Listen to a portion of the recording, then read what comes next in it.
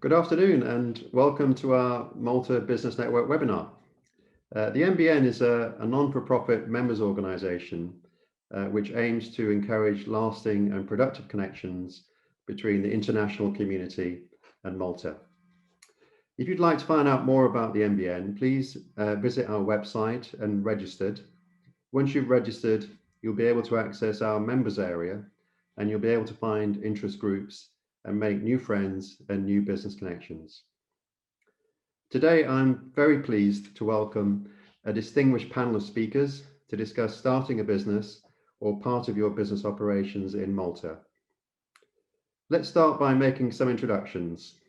Joining us today, first up, we have Kurt. Kurt, could you say a little bit about yourself and what you represent? Thank you. Hi, I'm Kurt Farrugia, Chief Executive of Malta Enterprise. Malta Enterprise is the economic development agency of Malta. We primarily take care of investment promotion, and we have been for the past year basically taking care of all the COVID economic response schemes that the government has launched, primarily the COVID wage supplement, which has totaled over 450 million over a period of 1 year.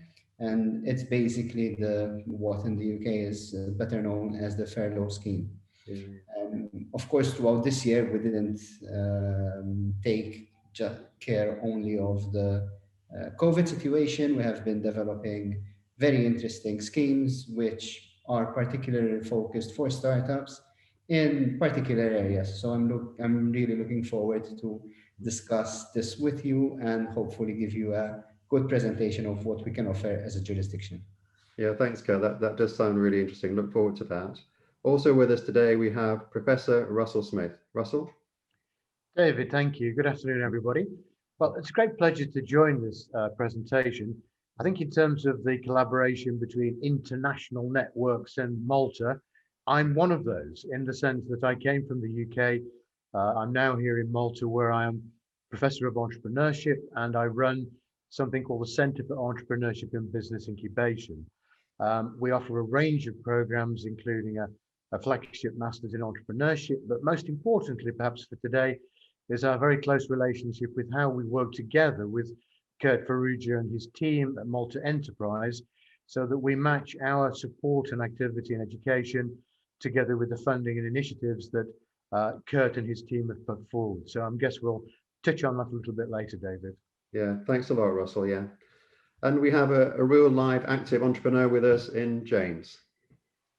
Thanks, David. Thanks for having me. I'm James. I'm the co-founder and CEO of Furin. Furin is a business banking solution powered by artificial intelligence, where we are taking various banking products from invoice financing, working capital, multi-currency accounts, corporate cards, traditionally products that work separately, and we're putting them all together into a unified experience. And by doing so, we are empowering SMEs with tailored business banking and also with the ability to automate their spending across various payment methods.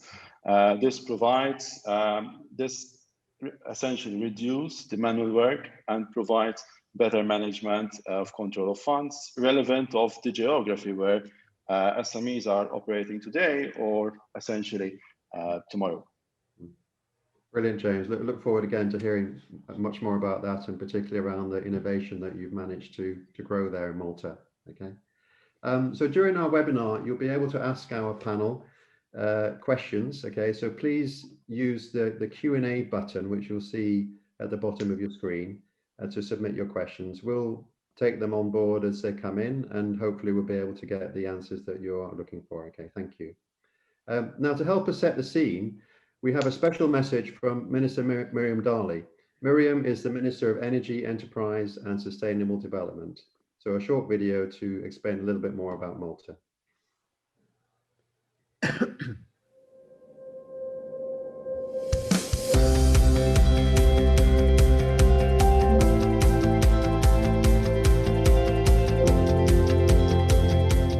Welcome to startupmalta.com, a new space for startups based in Malta, as well as startups scouting for the right location.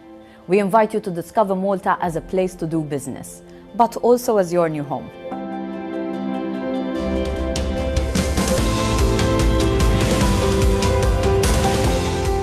We are currently hosting a number of exciting companies who are active in various fields, including manufacturing, artificial intelligence, life sciences, distributed ledger technologies, AR/VR, digital games, aviation, drones, and more. Our message is simple: Malta is open for startups. Malta provides competitive advantages for doing business. Government entities are constantly on the lookout to ensure that our support schemes, regulatory frameworks, and constant facilitation address the needs of startups in earnest. As Minister for Enterprise, I call on entrepreneurs and innovative startups to choose Malta as your next home. We look forward to hosting you here with us and to help you start in Malta.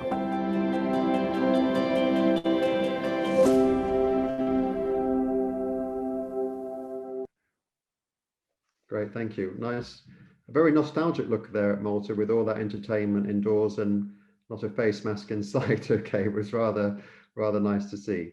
But some interesting thoughts there. So perhaps if I could ask the panel, and perhaps Kurt, you could kick us off on this one. Miriam was talking about, competitive advantage in Malta, scouting for a place to set up. Kurt, in your view, why is Malta such a good place, do you think, for startups? Well, thank you once again, and it's a pleasure to be here. Of course, it's good that you started with this clip, so to speak, and it shows a bit of the life in Malta. Of course, without face masks. Hopefully, even through the very rapid rollout of vaccination, we will soon be starting to maybe not remove the face masks right away, but hopefully live a more normal way of life.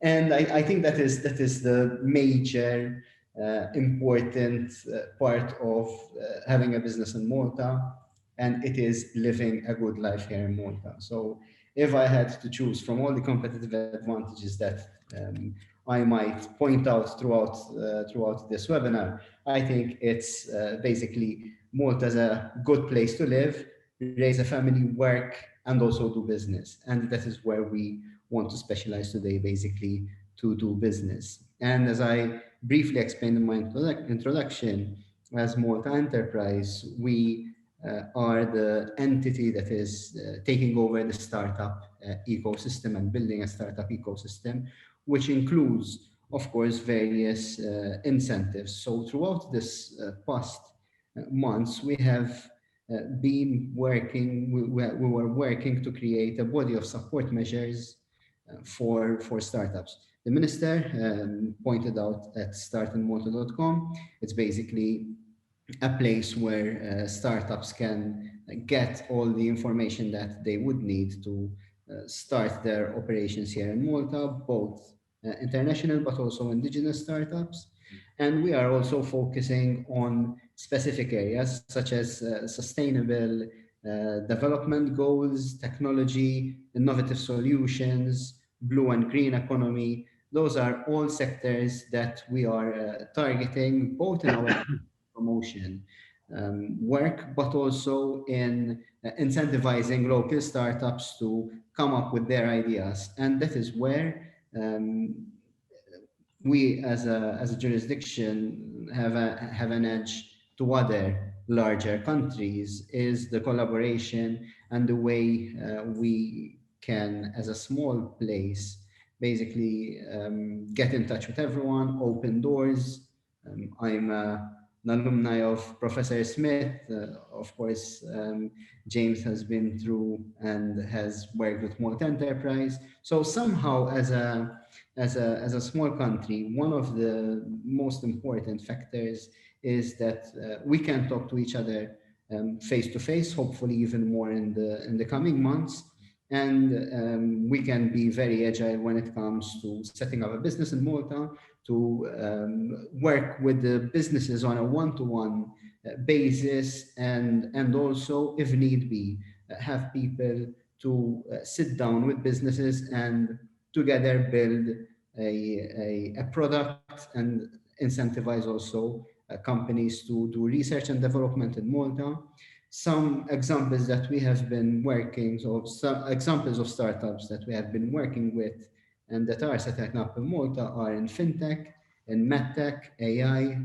Drones is an interesting one. We've been developing an ecosystem and preparing all the logistic needs that a drone company would need, both for testing and building drones in Malta, cybersecurity, and we have a number of live testimonials. James here with us is one of them, that we can be a very good, robust jurisdiction to do business, to start the business, and also to grow the business. Grow in Malta, but also out of it, given our strategic location as a jurisdiction and our links and connections with Europe, of course, Africa, North, East, West, and also the Middle East. Thank you, Kurt. Yeah, that's really interesting about the collaboration and being agile. Okay, I do know from a lot of startups I've worked with as well that time is of the essence. So having that sort of ecosystem is really powerful and important, isn't it? Russell, you've been, well, you still are an entrepreneur, and now you've been in Malta a few years. Okay, so what's your perspective of Malta as a place for starting a business? Well, I have to echo what's already been said to a large extent, but I think just to put more flesh on the bones there, we're small enough as a nation so that we can get to talk to each other. And that's really important. And I mean, across government, across sectors, across all sorts of things, it's possible to talk to people in a way that in larger countries is just not so easy. So things can happen fast. Decisions can be made quickly, and things do happen. Location really is very important, partly, as Curtis said, the quality of life, and the short video showed how beautiful it is here. But location in terms of very strong relationships with the UK, but post-Brexit, that's important. And I think also with the EU, but as Kurt also said, very good links to the rest of the world. So I think Malta is a strategic location and has been for, thousands of years, I believe, really, in terms of trade. And then there's something which is quite special and which is hard to quantify, and that's the Maltese people. I'm here because I fell in love with the Maltese people. They're great. And in particular, I live in a small village where everybody speaks to me, where all of the shops are run by what we would call perhaps entrepreneurs, but they're definitely a nation really geared towards business, small business in particular, family business in particular. And what I've seen of late is businesses set up by people in times of hardship, quite often by the older generation, now the grandparents, with a number of children and grandchildren, and they're looking towards innovation as a way of growing their enterprise to provide opportunities for all of the younger family members. So there's a kind of ethos here, and I'd have to say that. For me in particular, the University of Malta, where I am, is really important, not just because of the way that it teaches people and the fact that a lot of graduates go through its doors. Education in Malta is important, and it's very well supported. Students do not pay fees for their courses as undergraduates. They get stipends. Everything is encouraged towards that. And so, not surprisingly, we have a lot of graduates who have ability, and more importantly, compared to people like me with grey hair, they have energy and youth on their side, and they have ideas. And this is a country not based upon where I come from, which was, I came from a pit village, and everything that we did was based upon coal and steel. So, I come from a long line of engineers as a consequence of that.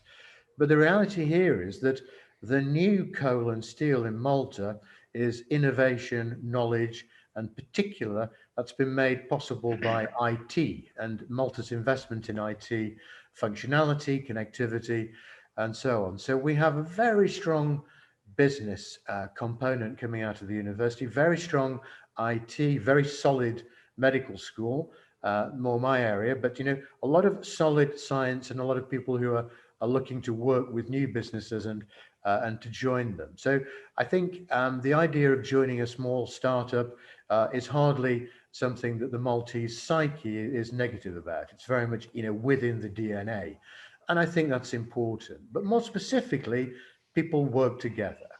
And speaking as a foreigner, though I'm kind of Maltese really now, there is a community here, and that means that people work together in a way to support each other. I believe that has something to do with being a small island. I genuinely do. But you see it in how things come together. For example, Malta Enterprise that Kurt runs and the university, we've entered into an agreement recently to really add value to what each of us are doing. So we train young entrepreneurs with new business ideas. Kurt provides tremendous funding opportunities for those early stage grant funding, up to 200,000. That's a pretty dramatic amount of money. And recently that was increased by an order of magnitude, which is great. So we're working together whereby anybody who applies for a grant comes to us for training first to help them get their ideas in order, put the best foot forward. We then step back and Malta Enterprise does the adjudication, so there's no conflict of interest. And should there be awarded funding, they can come back to us to come into our incubator and be supported for a minimum of 1 year up to 3 years going forward. So I remember an old colleague had a painting on his office wall, and it was two fish with their tails kind of knotted together, and the caption was "Joined at Whiting," the name of a very popular fish in Britain. But I think what we're seeing here of late is joined up thinking, where people are working together so that 1 + 1 = 3. And I think that that's quite an exciting thing moving forward. And, I'm very happy and pleased to be part of that. Sounds great, Russell. I'm sold already. Actually, I'm going to start it going in Malta. James, you're out there in the trenches, so to speak, aren't you? Running a startup and getting it moving. Okay. How's Malta for you, and how is your experience, would you say? Yes, I think from a more maybe practical approach and real life experience, I think when every founder, when they're looking to actually looking to see where they're going to establish their startup, right? In which European hub, because there are many across Europe. I think you look at different things. One of them is language, for example, right? One of them is how we can test the product and access also to funding, right? Apart from other things, and where talent is, for example. And I think that Malta ticks a lot of boxes in this because of the location. First and foremost, everyone speaks English. That is a very crucial point. That gives you access to that. You can network very easily also with, potentially with your customers, with suppliers, with everyone. That is very important. Secondly, is that compared to other major startup hubs in Europe, like Amsterdam, London, Paris, in Malta, because of the size, there is no commuting time, which means that when you are actually running a startup, your life is going to be very stressful. You have 1,000,001 things to do, and you don't have time for it. So the fact that actually you live very close to the office, or you don't waste time in actually commuting, that is actually a major plus. The other thing is that, again, Malta also give you access to also major other hubs, right? Bigger hubs than Europe, which is essentially really good. But besides that, even when someone looking to actually come and relocate here, right? It's very much because there is an element of networking. People can actually relocate very easily and be part of the community quicker, right? And also the other thing from maybe more from a practical approach is that you can also, because of the strategic location of Malta and also the size, even product, you can test your product very quickly, right? And I mean, when you're actually abroad, and you need to actually test the product in a very confined the number of users, right? In Malta is something that you can do very easily, right? You can actually be very close to your your customers, right? And that is a major plus. And besides that, is also talent. I think Malta has always relied on hardworking people to be actually competitive, and that is something that is a trait that every startup wants, right? I mean, like you as a startup, you're good as long as your people are good. So I think that is essential. Thank you, James. Yeah. So welcome to everyone on the webinar. And just to remind you that anytime you'd like to raise any questions, please do use the Q&A button you'll find at the bottom of the screen. Now, one of the important things about developing a startup and scaling it is access to talent. Okay, I just wondered if we could just focus a little bit in on that, and also how perhaps international talent can also be sort of harnessed from Malta. Okay, I don't know, Kurt, could you perhaps kick this one off and talk about talent in Malta? Thank you. First of all, I would like to thank both Professor Smith and also James Camilleri for their introduction. What they said, I think, is very important, and the fact that we're all a phone call away, we know each other, we can relate. I think that makes out of Malta one big hub for startups. So it's true that we talk about our small island. However, the fact that we're more of a largish city than a big state, I think that has a lot of advantages. And we can see from the way we relate and interrelate even during this webinar, we all know each other, we know we can share our various pluses, and we know each other's minuses. So that helps a lot. And that is where we are trying to fit in, even as Malta Enterprise, to be able to come up with different various collaborations, so that basically anywhere a business comes in, a startup comes in, they have access to other various departments and talent. For instance, through the university, there is also the technical university, which is MCAST. We have very good links there as well. The Malta Arts Council, where we're discussing with them on how we can collaborate and instill entrepreneurship skills among the arts community. And that is how we're collaborating. For instance, when we have small companies coming up to Malta Enterprise for its incentives, financial incentives, and we think that their idea is not developed enough, we give a call to the Center for Entrepreneurship, Professor Smith, and literally send them over, and they would work together to develop their idea. And that is true for other parts of what a startup would need. Of course, our workforce, since ever, has been one of Malta's strongest resources. As James mentioned earlier, we all speak English.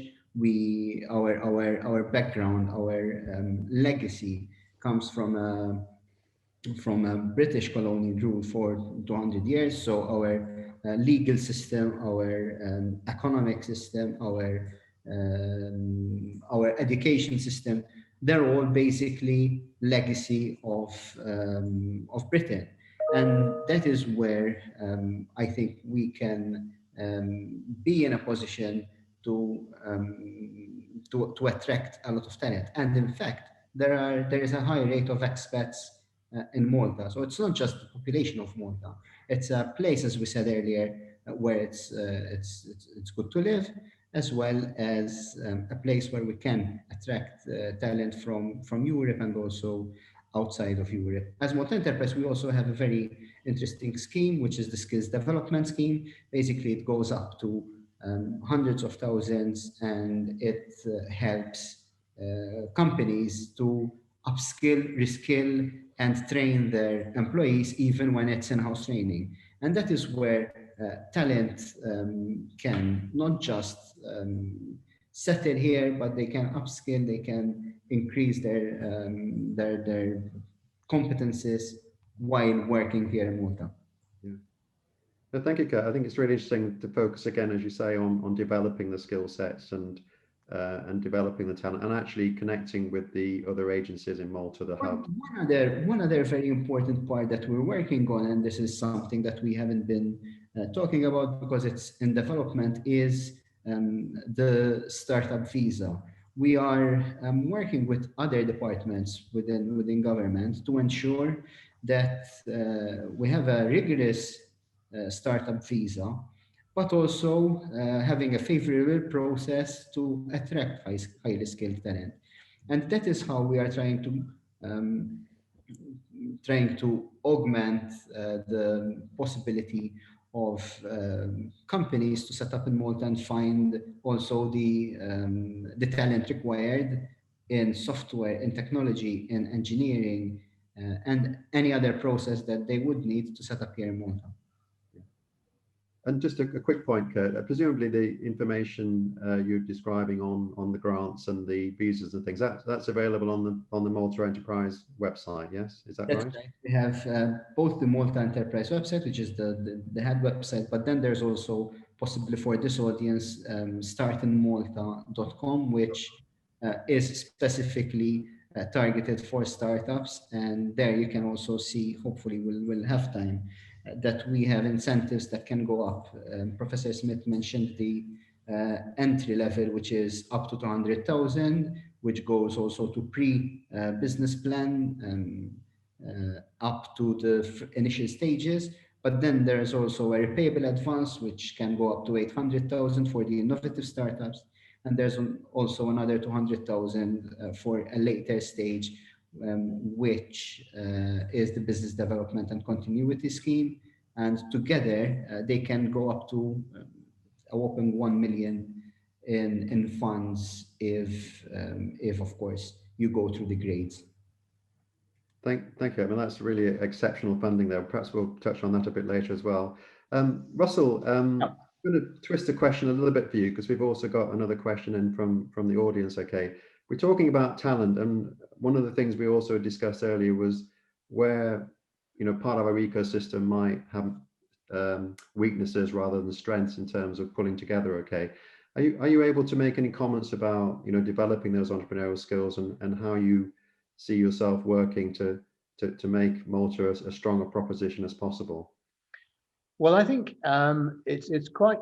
I think it's a good sort of line of thought just to follow for a moment or two. Firstly, with respect to entrepreneurship in general, we've now taken 168 people through this new master's program, the Master in Entrepreneurship, and they come from all walks of life in Malta. As you might imagine, research people with ideas, technical ideas to develop, but lawyers, doctors, accountants, even soldiers, and we have a fairly broad group there within that alumni who are now within themselves developing into a mentoring network, which is terribly important to support what we're doing. And so we've added an accredited mentoring part to follow up onto the masters. I think it's attitude, David, as well as education that I think we have to look at too and consider in terms of the pool of talent. And the attitude, I think, well, as an example, tomorrow night I have to give an address to the doctoral school, so all the students studying for a PhD. And the title of my address is nothing to do with what you might imagine. It's entitled Everybody Runs a Business. And so it's about recognizing that the doctoral students, as they go through the process, learn all about asking the right questions, assessing data, doing experiments, putting a plan forward. It's exactly what, James, you probably recognize from a business plan and the resources that go into that. And my attitude to all of this is, look, a business can be really explained very simply. Every business sells know-how, full stop. Now that know-how is either packaged as a product or a service, sometimes both. Smart businesses sell both. And so if we start off by saying that everybody in the world of work is in business because they sell know-how, if they only sell to one customer, then they become an employee, and that's a convenient trade-off. If they sell to more than one customer, they become self-employed or run a business.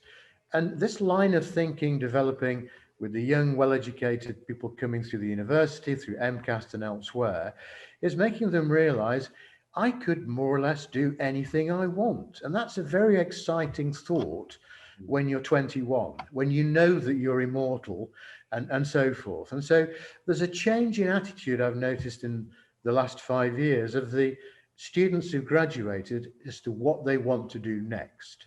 And I think that that's a very important aspect. So attitude. Yeah, thanks, Ross. I do like your line of thought. I mean, I like selling, so I always say everyone is a salesperson as well, and you're basically saying everyone's an entrepreneur, and it's just a question of how you decide to apply that. Yeah, Exactly. yeah, Exactly. James, growing a business, getting the talent, getting the support you need, how's it been for you, or how is it for you? Well, of course, it's always a challenge like every other startup, right? However, we've been, first and foremost, we've been blessed that we actually have a very good talent and also hardworking team, right? So that's one that's great. However, I think that getting talent in, I think COVID actually positioned Malta in a very good position, because there is a lot of the gig economy going on, right? Where you have people essentially that are working from anywhere. And this started essentially before COVID, right? Of course, COVID now accelerated it, because now I don't need to be in the office, I can work from everywhere.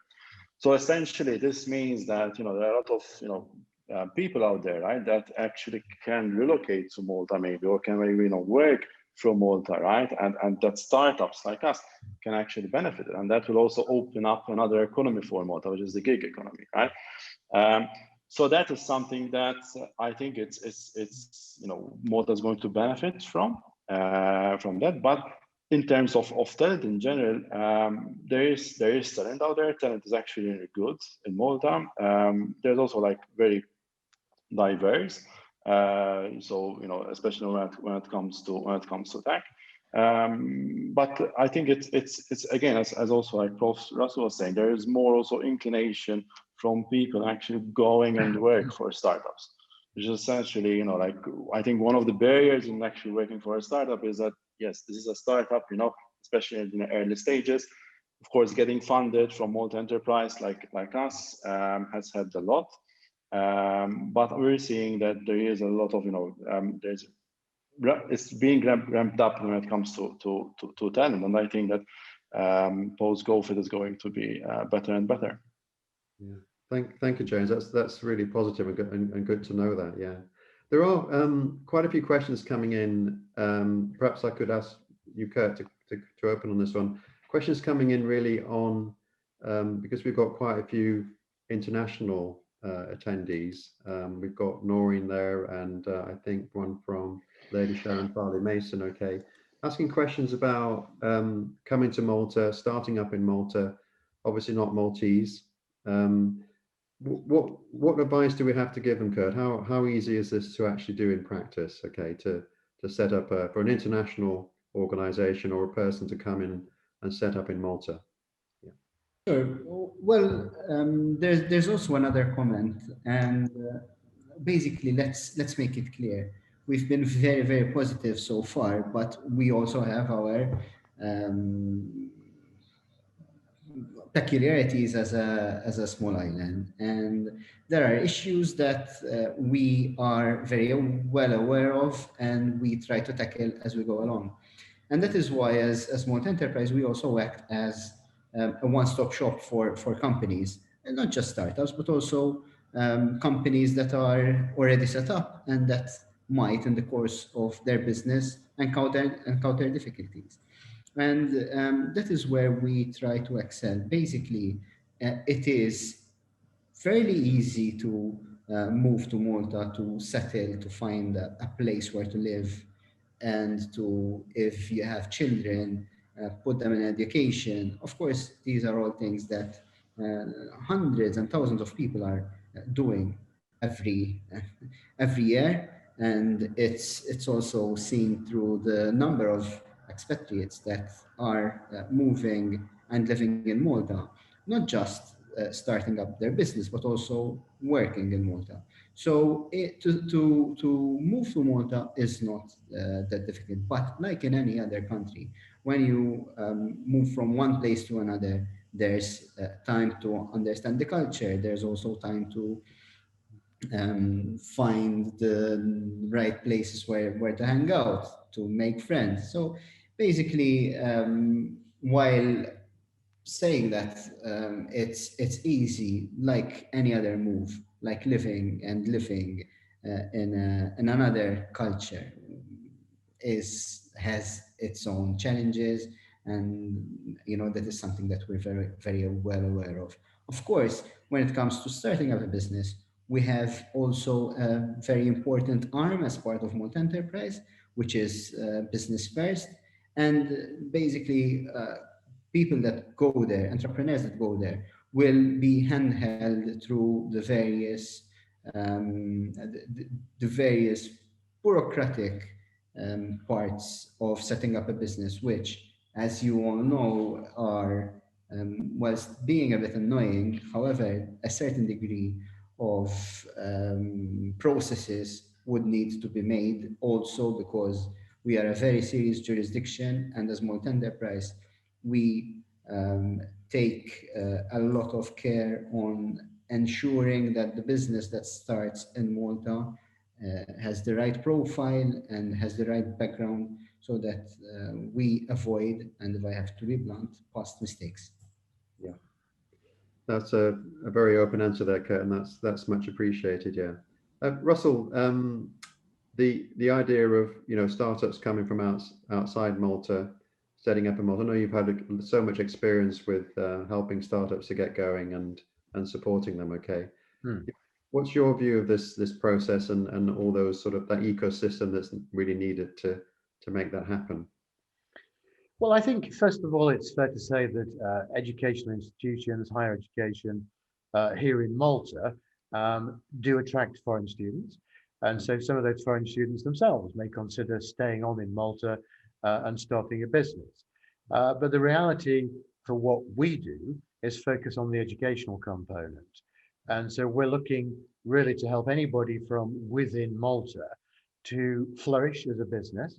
Now, they don't have to be registered at the university in order to achieve that. They don't have to do a degree or a qualification. The incubator and the center provides training courses for all of those people. So we're very happy to support people from other countries who've come here to establish themselves in Malta. Bluntly, we're not accountants. We don't give advice on setting up and the registration and the bureaucracy. And it's far better that people go to a professional advisor for that. Also lawyers as required. And our university, generates a lot of accountants and lawyers year after year after year. So there are plenty of professional advisors to do that. So we focus on helping people mainly set up their company, and perhaps we can help them with the networks and the contacts and things like that too. But one of the key things that we perhaps do is to put them in contact with potential employees, people who could work in their organization with the right skill set and knowledge from the university and from elsewhere.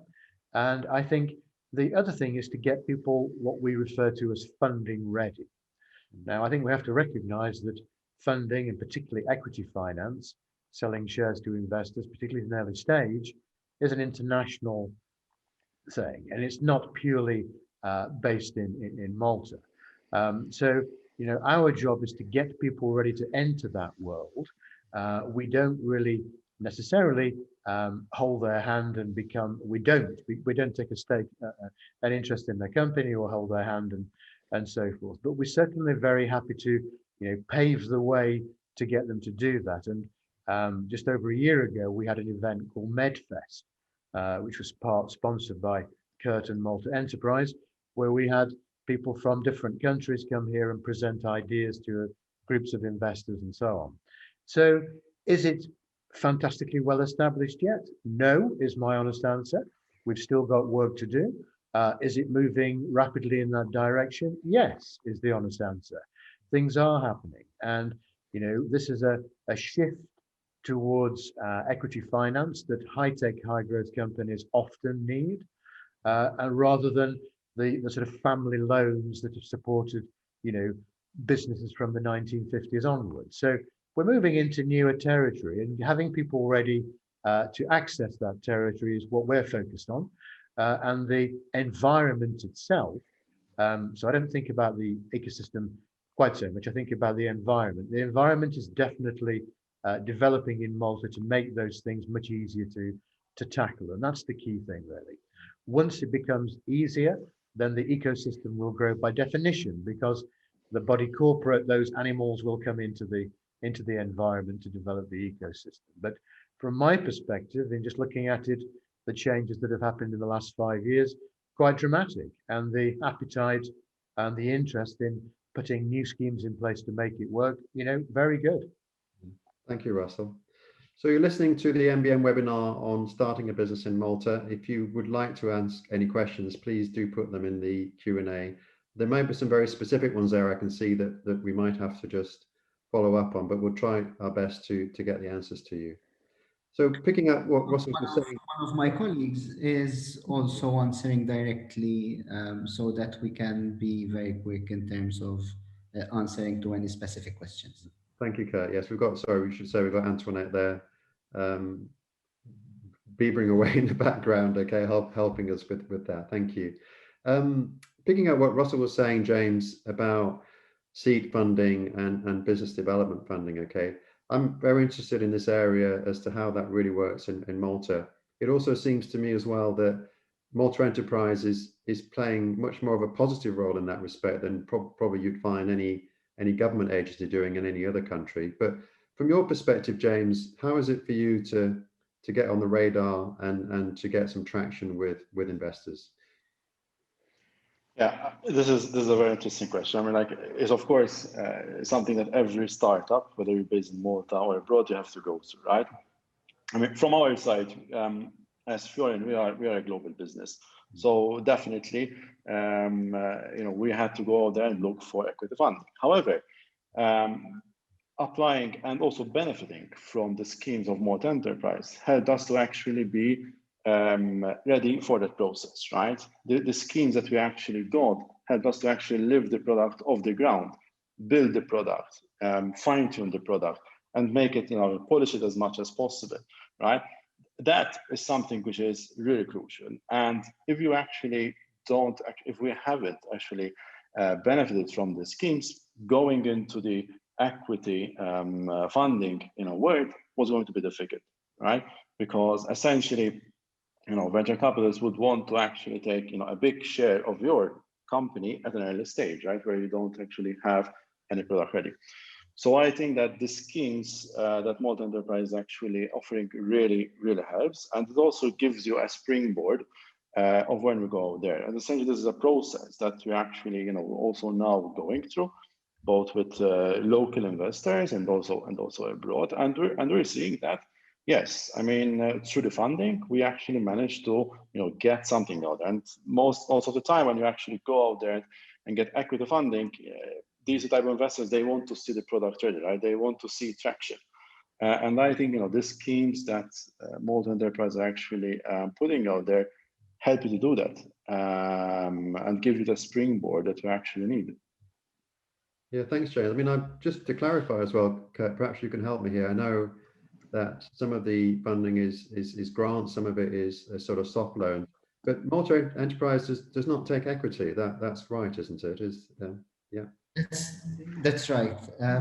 We have one of our major schemes is startup finance, which is a repayable grant of 400,000, which in case of highly innovative startups can go up to 800,000 euros. But the companies would start repaying the grant, the repayable advance, after making profits, and capped up to 10% of those profits. So basically what we are saying is, here's the fund, these are the money, go, get your business going, and once you start making the profits, we will ask you to slowly start repaying back over a number of years. And I think that it's a very good way, first of all, to ensure that the money is well spent, and also that a company has an added incentive to start making a profit to start repaying also the grant. But I'm so far from the feedback we have, and we do test our incentives from time to time. We have been receiving a lot of interest in this scheme. But to answer your very specific question, no, we do not take equity in companies. I think it's exceptional what those grants and development funds are. It's really amazing, I think. So it must attract some very interesting conversations and startups. It's part of basically a vision that we want to set out, and basically we have been seeing what's happening throughout the pandemic, and I think Professor Russell at the beginning said in times of hardship, entrepreneurship is something that flourishes. We are seeing that, and we want to promote that, particularly by having and targeting niche markets such as fintech, medical technology, AI, and other various economic sectors that would also keep diversifying our economy. Because one of the strengths of our economy is the diversification. We do have a very strong tourism industry, we do have a very strong financial services industry, a manufacturing industry, which is one of the main pillars of Malta Enterprise, and also, of course, technology, which is something that we want to keep pushing.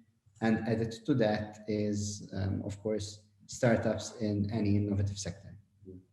I think, David, if I may jump in, because I'd like to draw attention to something that James has said, I think a very key point. James, you were making the point about the benefit of the grants and support from Malta Enterprise to get a product out there, to develop it, to take it along, to polish it, as you put it, and therefore generate interest, not just with customers, but with investors to globalize, as you're pointing out, you're an international company.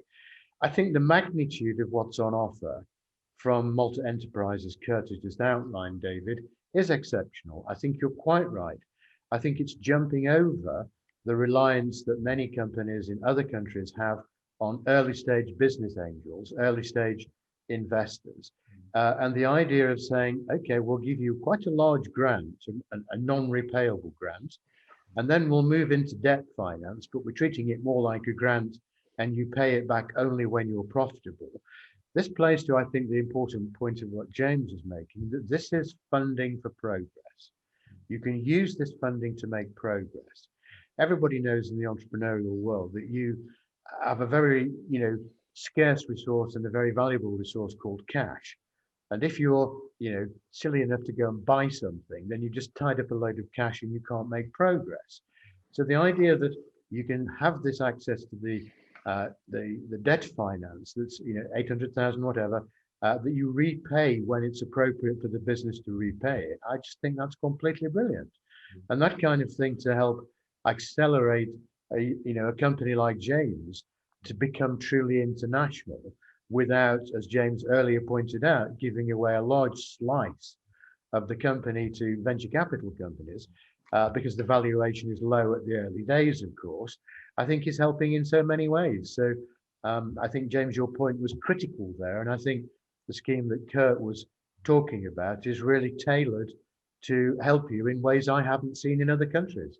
I think that's a really good thing. Yeah, and I think one very important thing is that I totally agree with you, Prof. Russell. And one also needs to point out that this doesn't mean, like, from our side, we actually, of course, use this money to actually grow the resources. Because as a tech company, as a fintech company, you need tech people to actually build your product.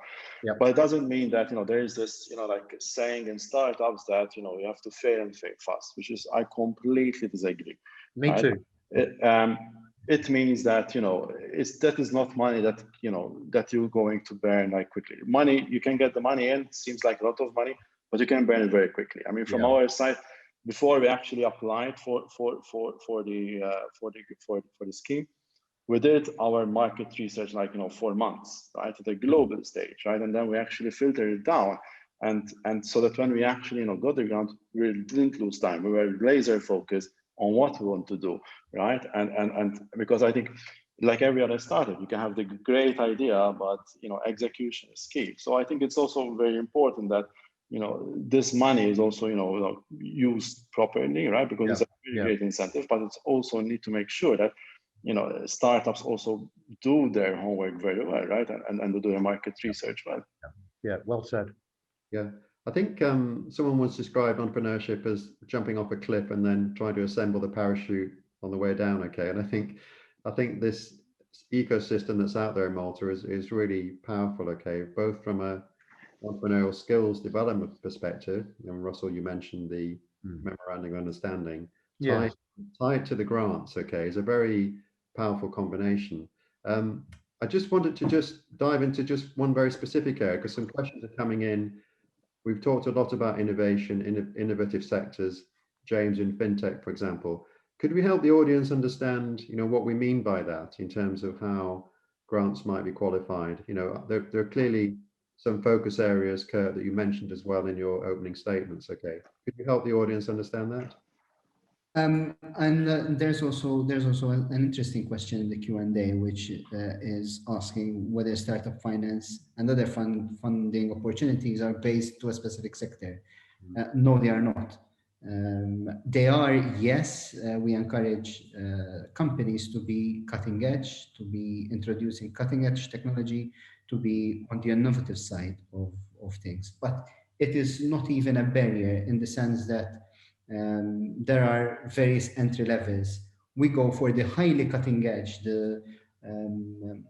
what we call the state of the art and beyond state of the art. They can go up to 800,000 in funding. But for instance, we're looking at and we're embarking on a game development project with counterparts in the UK, which is very interesting. And there's also a very important opportunity. Of course, I do not like to mention it, but there are opportunities, and I would say that they are also opportunities to both sides, but from the fact that the UK exited the European Union. And in that sense, we can offer a solution to UK companies. We're not saying pack your things and come to Malta, but we are saying we can collaborate together, we can partner together, and basically have a satellite office here in Malta, have your small facility here in Malta, where you can use us as a base for the rest of Europe. We're also very well connected to Africa, stone's throw away, literally less than an hour away from North Africa, but also great connections with the west and east of Africa, Ghana, Ethiopia, Rwanda, and as a very important startup that is based in Malta was telling me very recently, the fact that they say that they're based in Malta, they're a company based in Malta, they do not look at them as the big state coming and swallowing their businesses and swallowing anything from their country, but they see us Maltese as partners. So in a way, we're also serving as a very good base for UK companies to be able to reach other markets, which are both the European Union, as we are naturally a EU member state, but also other regions, Africa, the Middle East, and we are very well connected with those regions as well, forming part of the Mediterranean basin. We've got a few minutes left now. We've still got a few questions coming in. Just to perhaps address a final topic of interest is around improving outcomes. Okay, so we all know how difficult it is for startups to survive beyond year 2, year 3. We know, Russell, and I think this is publicly available, that your institute has really turned the dial on that and making startups more successful. Okay. Could we just talk a little bit about improving outcomes and how we feel Malta helps to make that happen? Well, I think the question in another form has already been answered by James, who made it very clear that if a startup is going to be successful, by which we mean in the first case sustainable and develop, you've got to do your homework. You've got to know it's not enough just to think that you have the best idea since sliced bread. By the way, Malta has the best sliced bread I've ever tasted, so I just mentioned that. But it's not just about the idea, it's about, do people want it? And more importantly, do they perceive benefits? And so the models that we've developed to look at all of that, we can help at our center with, you may be familiar, I'm sure many of the people online with us are familiar with technology readiness level, TRL assessment of the technology. We now have an enterprise readiness level that we can look at from the start right through to the developing business and help them identify areas of strength and areas of weakness. So much of this is about avoiding the avoidable, David. It's not about rocket science. It's not. It's about avoiding the avoidable. And as James, I'm sure, will confirm, just blinking hard work. You've got to do the miles in terms of market research, talk to people, make sure that what you're offering is what people want. So, coupling hard work with knowing what to avoid and which routes to go down that we can help with, and having early stage funding that Kirk can help with, I think is making a difference in terms of sustainability, because we have to face the fact that, perhaps the most important data as a single data set comes out of the USA, run over many years, about 13 million businesses. And the truth is, more than 50% of businesses will have ceased trading, not quite the same thing as failing, but will have ceased trading by roughly 5 years. Now, we have to do better than that, and we can. And I think combination of access to funding, good advice from somewhere like a university, and the most important thing James has said, hard work and doing the research to see, put those together, and I think we can do a lot better. And so I think everything in Malta is in position to, make a new future, which I think post-pandemic is terribly important. We're going to have to work different and work smart.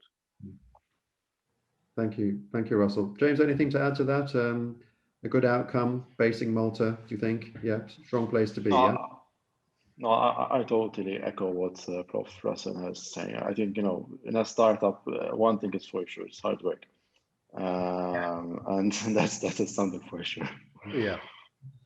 And we are very well aware of that, and that is why we try to come in and facilitate things. Of course, we're not going to put red carpets, and it's not going to be all rosy. However, we'll try to make sure that the landing is as soft as possible. One thing which I wanted to add is that we have a very important office in London, run by Peter Melly, who is one of our colleagues in investment promotion.